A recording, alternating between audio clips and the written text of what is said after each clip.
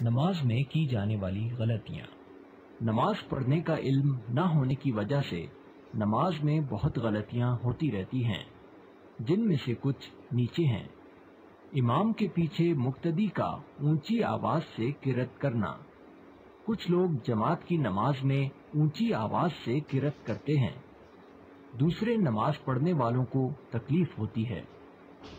نبی اکرم صلی اللہ علیہ وسلم نے فرمایا، تم سب نماز میں اللہ سے بات کر رہے ہو، کسی اور کو پریشان نہیں کرنا اور نہ اپنی آواز اونچی کرنا۔ نماز کے درمیان میں بہت سی حرکتیں کرنا۔ کچھ نمازی اپنی نمازوں میں آداب کا خیال نہیں رکھتے، بہت سی غلطیاں کرتے رہتے ہیں۔ کوئی اپنی گھڑی میں دیکھ رہا ہوتا ہے، کوئی داڑھی پر ہاتھ پھیرتا ہے، کوئی کپڑے کو صاف کر رہا ہوتا ہے، کوئی ناک سے کھیلتا ہے، کوئی پیٹ کھجاتا ہے۔ آیتوں کا ترجمہ سمجھے بنا قرات پر رونا اور چلانا۔ نماز میں کچھ آیتیں جنت، تشدد اور جہنم سے متعلق ہیں، جس کو سن کر انسان کا دل نرم پڑ جاتا ہے اور آنکھوں سے آنسو نکل آتے ہیں۔ نماز میں آسمان کی طرف دیکھنا۔ نبی کریم صلی اللہ علیہ وسلم نے منع فرمایا، نمازی نماز پڑھتے وقت اپنی نگاہ آسمان کی طرف نہ اٹھائے۔ نماز میں قیام کرنے کے بعد اس کی نگاہ سجدے کی جگہ ہونی چاہیے۔ کئی وقت نمازی اوپر دیکھتے ہیں جیسے اللہ کو دیکھ رہے ہوں، کچھ لوگ دائیں اور بائیں جھانکتے ہیں۔ لمبی آواز میں اور دیر تک آمین کہنا۔ جہری نمازوں میں اونچی آواز میں آمین کہنا رسول صلی اللہ علیہ وسلم کی سنت ہے، کیونکہ فرشتے بھی اس پر آمین کہتے ہیں۔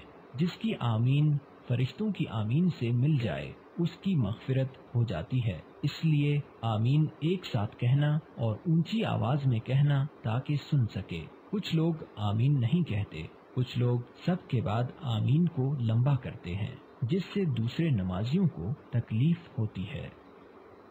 پیشاب یا پاخانہ روک کر نماز پڑھنا۔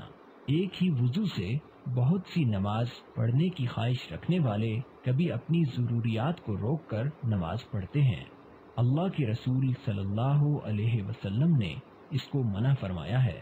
اگر جماعت کی نماز شروع ہو چکی ہے تو حاجت اگر پیش آ جائے تو پہلے بیت الخلاء سے فارغ ہو جائیں۔ صفیں برابر نہ کرنا۔ اکثر یہ دیکھنے کو ملتا ہے کہ سب لوگ نماز کی صف سیدھی کرنے کو توجہ نہیں دیتے اور اپنے درمیان میں خالی جگہ چھوڑ دیتے ہیں۔ نبی صلی اللہ علیہ وسلم نے فرمایا، صف ٹھیک کر لو، کندھے برابر کر لو، خالی جگہ جو صف کے بیچ چھوٹ گئی ہے اسے پورا کر لو، شیطان کے لیے جگہ مت چھوڑو۔ ایک مسجد میں ایک ہی وقت پر دو جماعت بنانا۔ مسجد میں ہر مقتدی کا ایک ہی امام ہوتا ہے اور سب اس کے پیچھے نماز پڑھتے ہیں۔ کبھی یہ دیکھنے کو ملتا ہے کہ پہلی جماعت ختم ہونے کے بعد سجدہ کرتے وقت کہنیوں کو زمین پر رکھنا یا ہتھیلیوں کو سیدھا کھڑا رکھنا۔